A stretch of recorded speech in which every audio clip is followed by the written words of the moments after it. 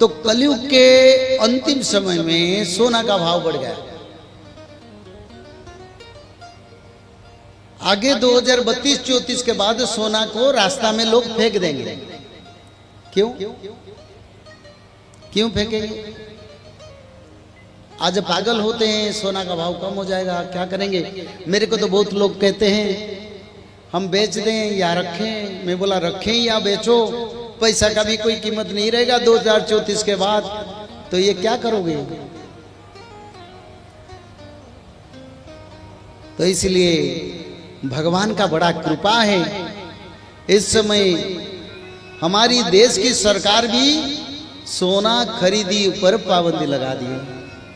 सोना ना खरीदो, समय अच्छा नहीं है। सरकार भी जानता है सोना का भाव कम होगा, हमारे लोग गरीब बन जाएंगे, और जितना सोना होगा उतना क्राइम बढ़ेगा देश में, इतना लूटपाट होगा, चोरी डकैती बढ़ेगा। तो इसलिए जितने माँ बैठे हैं और सज्जन बैठे हैं, मैं कहता हूं सोना मत पहनो, क्योंकि वो शरीर में आएगा तो कली पैदा करेगा, उसमें कलिया, उसमें मनुष्य को इंद्रिय प्रभावित हो जाता है। तो 2032-34 के बाद सोना का कोई कीमत नहीं रहेगा। क्यों नहीं रहेगा? ना आप जानते हैं सत्ययुग का नाम क्या है? सुवर्ण युग। त्रेता युग का नाम क्या है? चांदी का रौप्य युग। द्वापर का क्या नाम है? ताम्र का युग है। कलयुग का लोहे का युग। देखो ये लोहे का है, सारे जो लगे हैं लोहे का है, क्योंकि ये लोहे का युग है। और सत्ययुग सोने का युग आ गया, तो सब सोना में से बनेगा। जो सोने वाले बेड है, दरवाजा है, चौखट है, सारे स्ट्रक्चर सोने में बनेगा। तो सोना कौन अलंकार के रूप में, आभूषण के रूप में नहीं पहनाएंगे। क्या पहनेंगे? ना डायमंड पहनेंगे, क्योंकि वो डायमंड युग है, वो कलयुग जैसा लोहे का युग नहीं है। तो इसलिए सोना को कोई पूछेगा नहीं। ये जो नाम है, आप कलयुग का महामंत्र जाने, हरे राम राम राम हरे हरे, हरे कृष्ण कृष्ण कृष्ण हरे हरे। ये कलयुग का महामंत्र है। और सत्ययुग का महामंत्र क्या है? राम हरे कृष्ण हरे राम हरे कृष्ण हरे अनंत माधव हरे हरे। ये सत्ययुग का महामंत्र। और इस मंत्र से आप लोग सत्ययुग जाएंगे, ये नाम से, क्योंकि शास्त्र में इसका लिखा है। आप लोगों को सत्ययुग का महामंत्र भी मैं बता रहा हूं। और इस मंत्र को जो नहीं भजन करेंगे, आगे देवी माता के परीक्षा लेंगे। घर घर में परीक्षा होगा। कैसे परीक्षा होगा? रात में सोते सोते सपना में कालिका माता आएंगे, बोलेंगे सत्ययुग का महामंत्र बताओ, बोलेंगे ब्रह्म एकाक्षर बताओ, बोलेंगे त्रिकाल संध्या का मंत्र बताओ। अगर आप लोगों का भजन में नहीं है, आप लोग नहीं करते, तो नहीं बता पाएंगे। और सुबह सुबह बीमारी आएगा और मृत्यु होगा।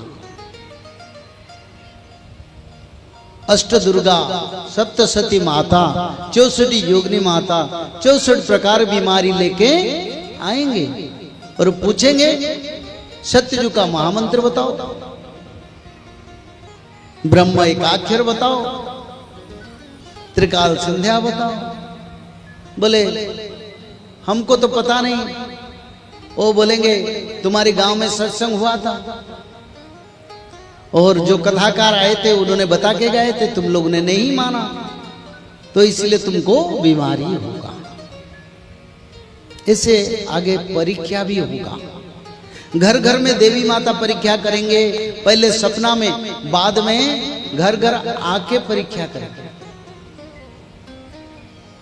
तो इसीलिए इस मंत्र को भजन करो अपने बचावा के लिए। कलयुग अंत का लक्षण है। क्या लक्षण है?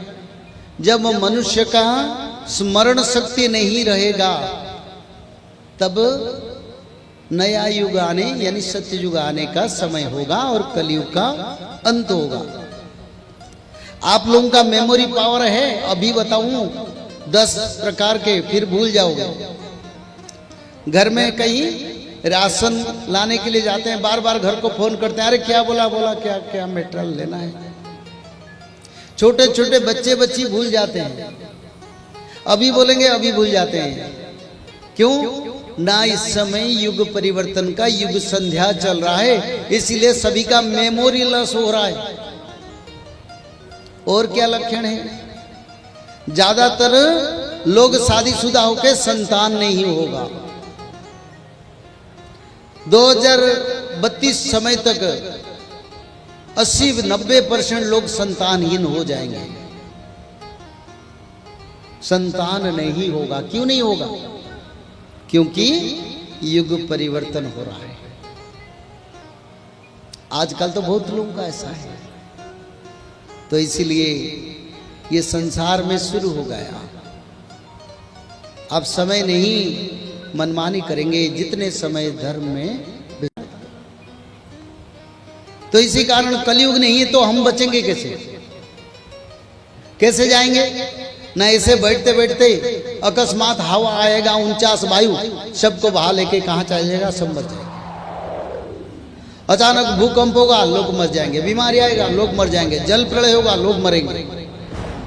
तो रक्षा का मार्ग क्या है? त्रिकाल संध्या, भागवत पठन, माधव नाम और भगवान विष्णु का पूजा।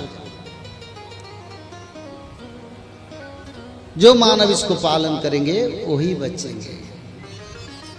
तो इसलिए अब कलयुग नहीं है, और हम सब कलयुग के मानव सत्ययुग जाने के लिए हमको हमारी आचार विचार कर्म को परिवर्तन करना है। नहीं तो सत्ययुग का मानव कैसे बनेंगे? सत्ययुग में कोई मिथ्यावाद करेगा तो उनका सीना फट जाएगा, मर जाएगा। तो आप लोग कैसे बचेंगे सत्ययुग में? तो अभी से, इसी दिन से, आज से सत्ययुग की प्रस्तुति करेंगे। नहीं तो 2032 के बाद पूछने वाले और बोलने वाले कोई नहीं रहेंगे।